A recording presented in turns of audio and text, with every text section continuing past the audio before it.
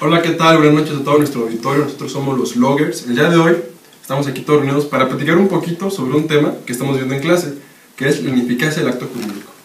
Pero bueno, ¿qué entendemos por ineficacia del acto jurídico? Tú sabes muy bien que para que una ley surta sus efectos, tiene que pasar por un proceso para que todo funcione de forma apropiada. Bien, tú sabes que la ley lo que busca es que se produzcan efectos jurídicos, que no es otra cosa más que la modificación, transmisión o extinción de derechos o obligaciones. Entonces, para que un acto sea eficaz, tenemos que tener ciertos requisitos cumplidos para que se produzcan tales efectos. Si mencionas esto, yo estaba viendo que hay toda una teoría al respecto, se llama la teoría tripartita o teoría francesa. Esta teoría es bien interesante porque maneja tres elementos que producen la ineficacia del acto jurídico. Los dos primeros son muy similares en cuanto a sus efectos, que son la inexistencia y la nulidad. Y hay luego uno que no he trabajado mucho, que es la anulabilidad. Pero bueno, hasta aquí vamos bien. Más adelante, con el paso del tiempo, Julian Boncas se encargó de perfeccionar esta teoría porque estaba un poco incompleta. Él nos decía que el acto jurídico constituye un ente orgánico, una cosa formada por tres elementos, por así decirlo, que es la voluntad, que no puede faltar, el objeto, que es imprescindible, y en algunos casos, no siempre, que son las solemnidades, como por ejemplo el matrimonio. Y él dice que si llega a faltar uno de estos tres elementos, la voluntad, el objeto o la solemnidad, será como una mera ficción, una apariencia, un disfraz, donde las dos partes o las que contraten no van a tener los efectos que la ley les proporciona, porque pueden ser muy similares, pero no los que ellos buscan. También él decía que la nulidad se divide en dos, la nulidad absoluta y la nulidad relativa. A final de cuentas, en aquella época pues era muy similar porque las dos nulidades se definían por medio de los jueces, era necesario un fallo judicial. Y bueno, aquí hace una pequeña distinción de entre una y la otra. La absoluta puede ser invocada por cualquiera de las partes, por cualquiera que se vea afectada. En cambio, la nulidad relativa solo la puede invocar la persona que se ve afectada o que, digamos, le jugaron chueco, el que se fue perjudicado. Y luego había otra teoría, ¿no? Creo que sí. Existe también la teoría bipartita, que es la que siguen los juristas tanto franceses como alemanes. Ellos en realidad lo único que hacen es una división entre nulidad, que es representante a la tripartita como la inexistencia, y por otro lado la anulabilidad sería lo que en la tripartita sería la nulidad relativa y la nulidad absoluta. Además de lo que mencionaron mis compañeros, están las clases de actos ineficaces. Tenemos 7 actos. Los actos inexistentes, que es la falta de apariencia o un hecho jurídico por la falta de un elemento. Esto puede ser la voluntad, la forma, cualquier elemento. También están los actos nulos por violación o mandato legal de pleno derecho. Esto causa una nulidad absoluta. También están los actos anulables por vicio o defecto del acto. Esto es una nulidad relativa. También está la rescisión por incumplimiento posterior del acto. La revocación, que es un acto unilateral por voluntad de los actores. Está también la resolución bilateral por mutuo acuerdo y la onoficialidad por exceder lo requerido a la autoridad por la ley. En todo caso se trata de una ineficacia parcial.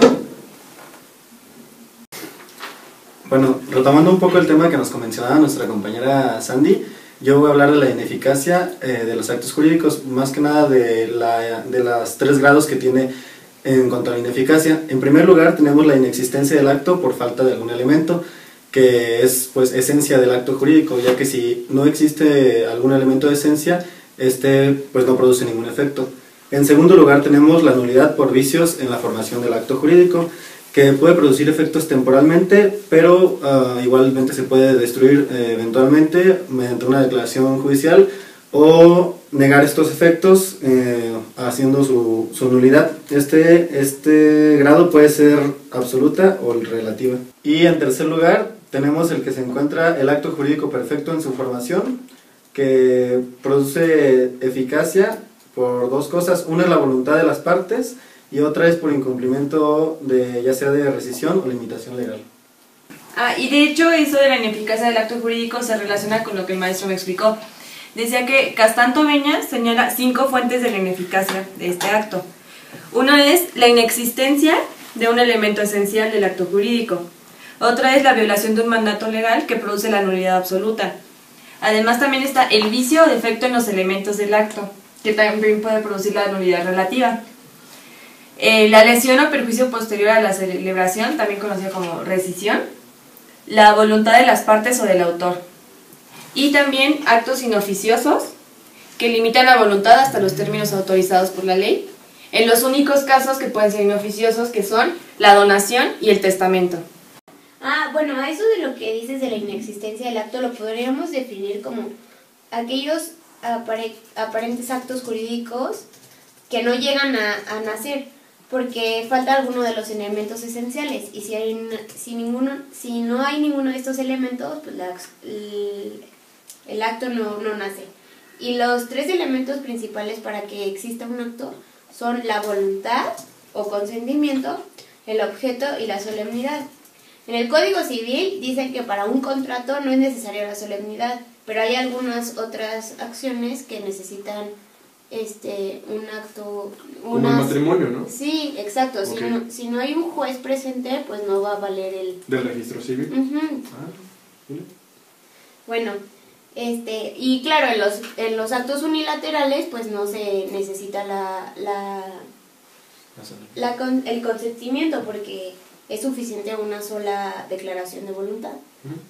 Y pues obviamente no produce ningún efecto jurídico. O sea, no es susceptible de confirmación ni de valer por prescripción. ¿Sí me entendieron más o menos? Es que no me sé explicar muy bien. Por ahí va. Está muy claro. Y no hay que olvidar que dentro de la ineficacia del acto jurídico existe la nulidad. Esto es que hay vicios en cualquiera de los elementos esenciales y que no tienen la fuerza suficiente para producir los efectos de derecho deseados. Está la nulidad absoluta y la relativa. Yo formulé una definición de la absoluta con base en diferentes autores. Y es una acción hecha valer por cualquiera que tenga un interés jurídico. Esta acción sanciona la violación de normas jurídicas que protegen el interés general. Sus características son que produce efectos provisionales, requiere declaración judicial para la destrucción retroactiva de sus efectos, además es inconfirmable e imprescriptible. Un ejemplo de esto es, por ejemplo, si yo hago con Astrid un contrato de compraventa, pero el objeto es ilícito, entonces ya sería nulo. ¿Sí me explico? Sí. Los objetos ilícitos entonces no entran en materia de contratos. No. O sea, si yo quiero comprarte un arma, No. carece de nulidad absoluta. Aunque si hagas el contrato sería Ya. nulo. Okay. O también, por ejemplo, la venta de animales en peligro de extinción. Ya. Órale. Sí, qué interesante está eso. ¿Y de la relativa algún ejemplo? De la relativa no investigué muy bien. Más bien, ¿Alguien sabe? Yo esto? iba a mencionar acerca de la relativa.